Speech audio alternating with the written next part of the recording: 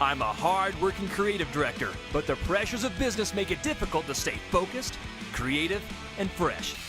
An escape from the daily grind can open the door to inspiration and relaxation.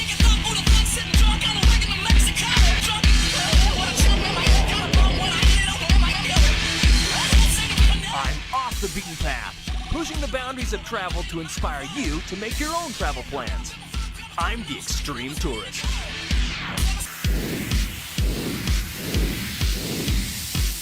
Let's vacation. You got it. Bye. Welcome to Extreme Tourist. I'm your host, Ernie Harker. Today I'm back in the office, troubleshooting and meeting deadlines.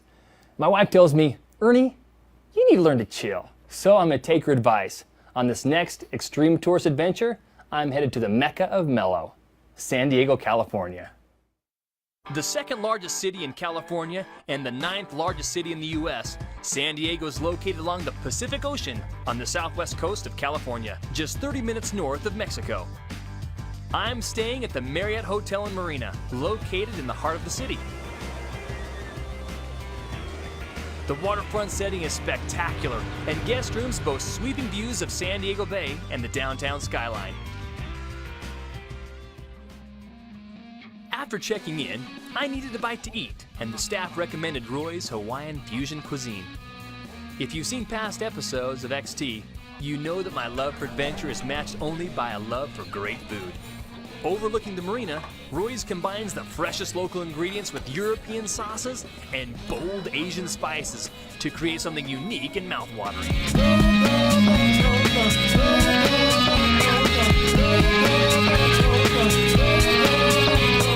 Check out this sushi sensation. Believe me, it tastes as good as it looks.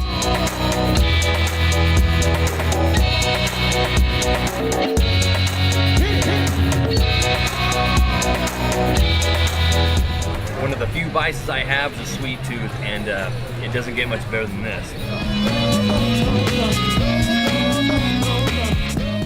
Roy's also features an award-winning wine list designed to perfectly complement every meal. The hotel's 446-slip marina offers unlimited access to water recreation and dockage rentals. I've always wanted to learn how to surf. A few months ago, I tried teaching myself surfing in LA's Venice Beach. It only resulted in wipeouts. So in San Diego, I decided to take some lessons at the San Diego Surf School. For those who ride the waves, surfing is not just a sport. It's a remedy for life, a way to leave stress and worries behind. Get in the zone and hang five.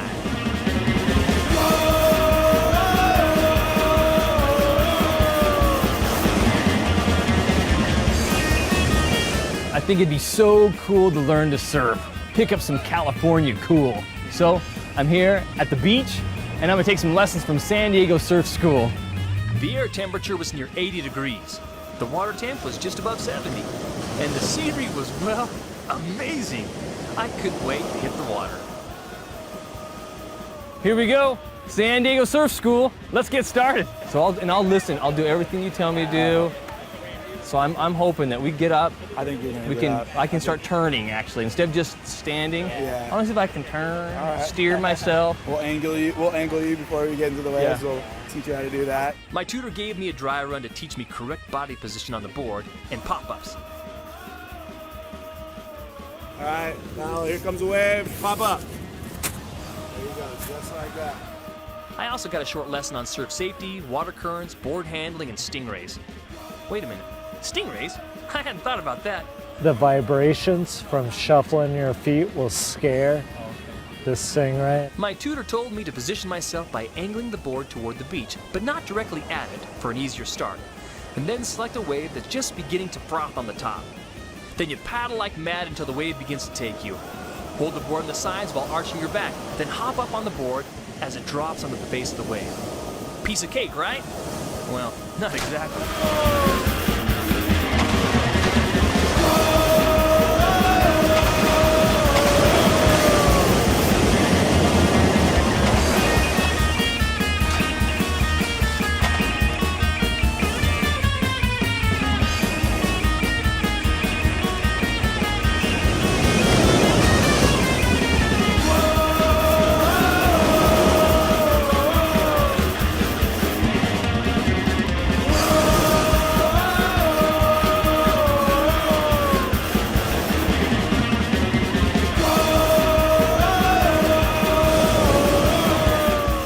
okay, so it may take a bit more practice before I'm really carving my board through the waves, but thanks to a good teacher, I spent more time on the board and less time in the water.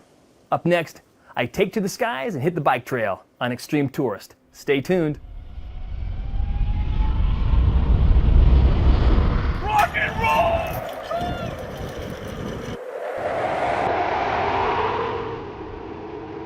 Welcome back to Extreme Tourist. We're about to go zip lining on North America's largest zip line in San Diego. These are your shoulder straps, okay? You want to put it on just like a backpack. Okay? The San Diego Zoo boasts one of the largest zip lines in North America, running 470 feet. They take safety very seriously. They outfit you with safety equipment and tell you exactly what to expect. You come in with your feet together, they're going to be yelling at you, oh, feet apart, then you're going to be really confused and back in the soaring position. Just always remember, keep those feet apart and you'll be good to go. With all our gear ready to rock and roll, we've got to demonstrate our technique and stopping ability on the practice line. And your next step is going to be jump up on that little pedestal right here.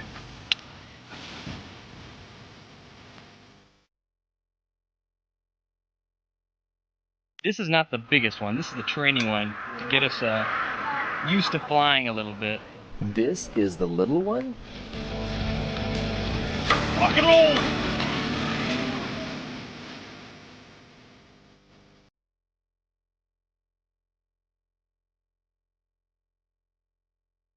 My heart was still racing from the practice run as we loaded into the truck to take us to the top of the big zip line. Along the way, KJ gave a great tour of the park and helped calm our nerves. I know a lot of people get up there and their heart is racing like a hummingbird. That stuff when we let them back And out. before we knew it, we were there.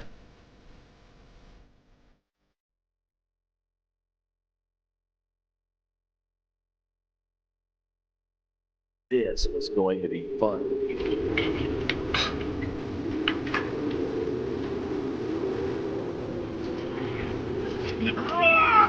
I'm just more excited than anything. And you can see like the whole savannah down here on the left. Rock and roll!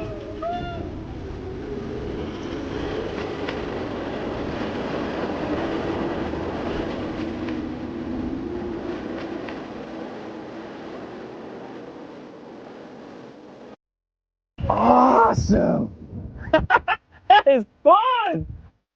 I must admit, that zip line was impressive. And in past episodes, I've ridden Slick Rock Trail in Moab and the I-5 Colonnade in Seattle. This week in San Diego, I couldn't pass up an opportunity to meet with Tony Ellsworth, the world leader of handcrafted bicycles.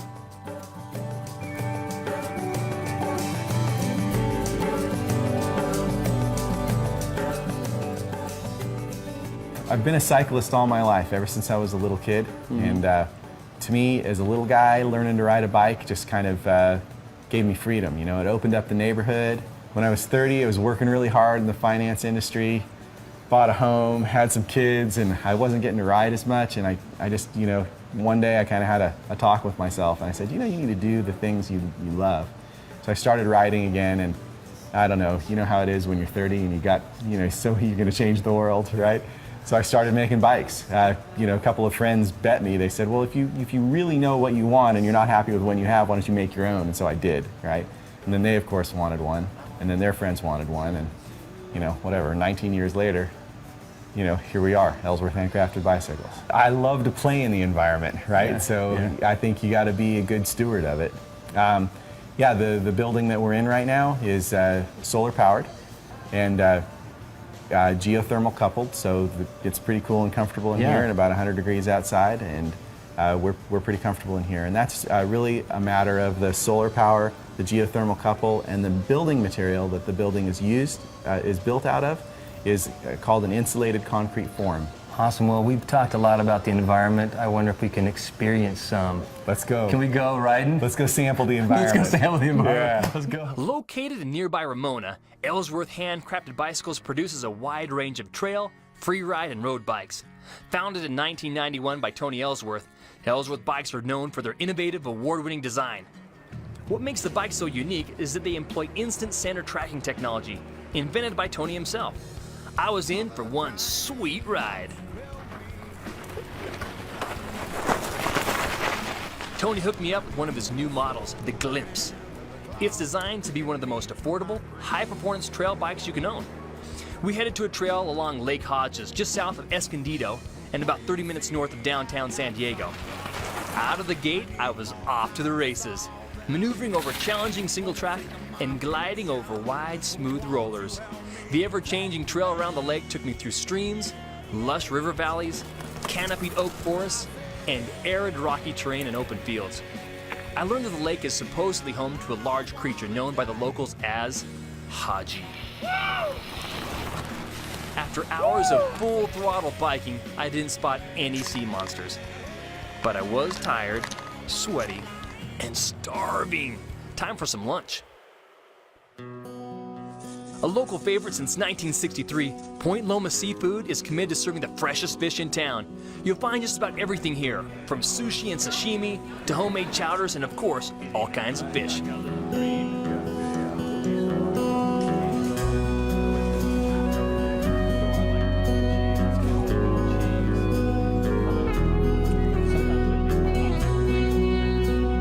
I can taste why the crowds keep coming back. Absolutely delicious. I'm ready for my flight, so hang on tight, buckle in. We're gonna take a ride of our life. I headed to Montgomery Field Airport, home of barnstorming adventures, for a thrill ride in a 1941 SNJ-4 Texan. Big, loud, and powerful, it's in the Texan that World War II aviators honed their skills. This baby puts the mach in macho. What about 600 horsepower? Yeah. 600, that's a start. And it's authentic, so this is the real deal. After shadowing my pilot around the plane for a pre-flight check, I got a quick safety brief and climbed on board.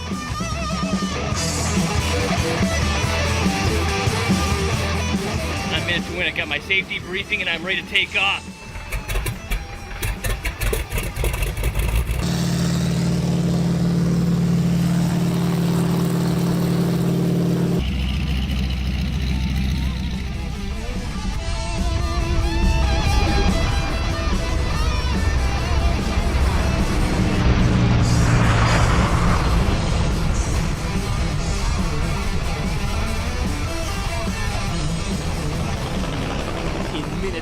Airborne, looking down on San Diego and the ocean below. My seat came with duplicate controls, and the pilot coached me through some flying aerobatics, like loops and curls.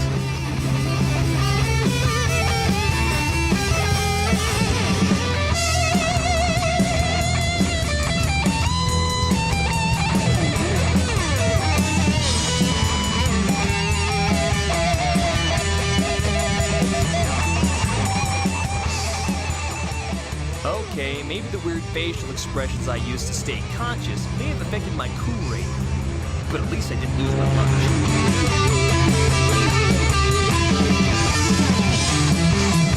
After the end of World War II, more pilots trained on the Texan than any other single-series aircraft. Besides being an advanced trainer, the aircraft could also mount machine guns and light bombs. 68 years after first put in service, the Texan is still going strong. That was fun, man. Holy cow! Dude, you rock! Woo! I feel like I just got off the roller coaster of a lifetime. Try that next time you're in San Diego. Barnstormers, baby. Flying in the Texan was an unforgettable experience, and it also taught me about the glory days of aviation. Up next, I explore Old Town San Diego, check out the USS Midway, and encounter a beluga whale. Don't go away. Welcome back to Extreme Tourist. This week, I'm in beautiful sunny San Diego. So far, I've been surfing, biking, I even flew a World War II warplane, but I haven't had a chance to check out the local color. So I'm gonna head to California's birthplace, Old Town San Diego. But before I slow things down, I'm gonna rev things up with a morning run.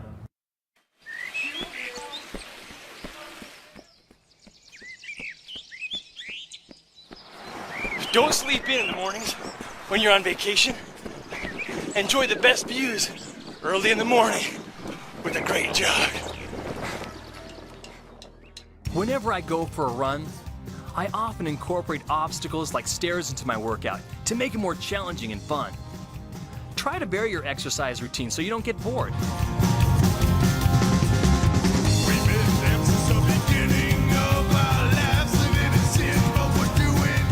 Now it's time to check out Old Town.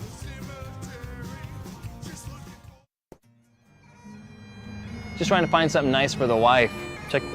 I think she'd like this. Don't you think? Old Town San Diego is only 15 minutes from downtown San Diego. Stop by for a visit. Preserving and recreating the rich heritage that characterized San Diego from 1821 to 1872, Old Town State Historic Park is one of the most visited state parks in California. San Diego is a popular venue for surf and skateboard culture. World-famous skateboarder Tony Hawk is from here. So when I spotted the Old Town Surf Company, I had to go in and take a look around. Feel the past just slip away. Nothing left to separate us. Love. Tonight, I want to try a local favorite. So I'm at the Old Town Mexican Cafe and Cantina for a little bit of Mexican food in Old Town San Diego. Whenever you're on a vacation, don't be shy about asking locals where they like to eat. Often you'll discover fantastic places that aren't listed in guidebooks. And when I asked where to go for the best Mexican food around, I was told over and over again to head straight for the Old Town Mexican Cafe. You can see why this is a local favorite. It's crowded with people, it's a fantastic atmosphere, and the food looks delicious. There's one sure way to test the authenticity of a good Mexican restaurant, the guacamole. For 32 years, this award-winning cafe has been serving up authentic Mexican fare in a busy, colorful environment, complete with live entertainment. The food is certainly all Mexican, but I wonder if the singers know that Guantanamera is actually a Cuban song. No matter, you can't go wrong here. Muy, muy bueno. San Diego is known as the birthplace of naval aviation. So for my next stop, I report to one of the most legendary aircraft carriers in the world. I don't know what it is with boys and their toys, but we love big, bad, cool things. And you can't get much bigger, badder, or cooler than an aircraft carrier. We're here to check out the USS Midway. Located along Navy Pier in downtown San Diego, the USS Midway Museum showcases the first aircraft carrier to be commissioned after the end of World War II. Launched in 1945, the Midway is one of America's longest-serving aircraft carriers. She was the lead ship in her class at the time and was active from the Vietnam War through Operation Desert Storm. Visitors can tour the ship's bridge, flight, hangar and mess decks, primary flight control, enlisted and junior officers' quarters, the captain's and admiral's quarters, sick bay, brig, radio room, and even one of the ship's 4 engine rooms. The flight deck alone is 4 acres long. I took the highway to the danger zone in the onboard flight simulator and thought I did pretty well until I was told that landing an aircraft on a ship even of this size was like finding a needle in a haystack. Youth groups can arrange to spend the night here. Okay, I may not be a kid, just a kid at heart. But when they offered the crew and I a chance to spend the night aboard, do you think I was going to pass it up? All hands, heave out, trace up. Buster at Hangar Bay 1 in 15 minutes. Reveille, reveille, reveille. Oh my gosh, that sucks.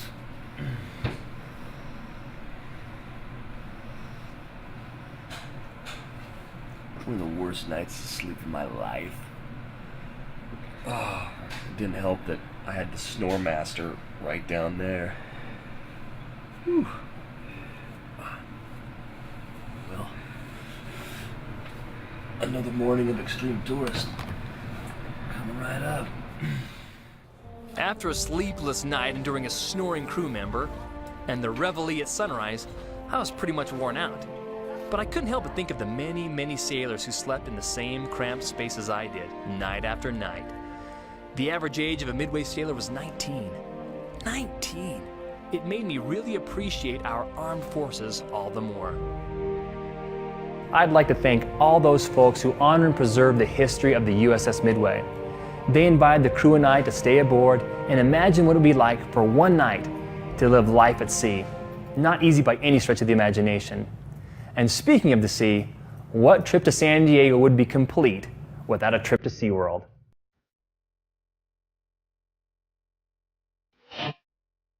Founded in 1964 by 4 UCLA graduates, SeaWorld was an immediate success, later opening locations in Orlando and San Antonio.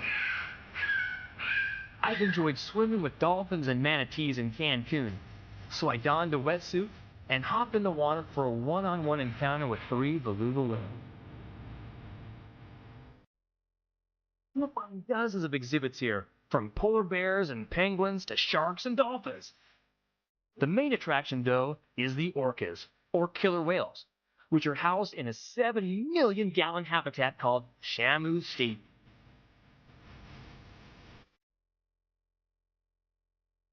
San Diego, California. From surfing to mountain biking to flying a World War II warbird, I spent the night on the USS Midway and greeted a beluga whale. Now, I may not have captured all of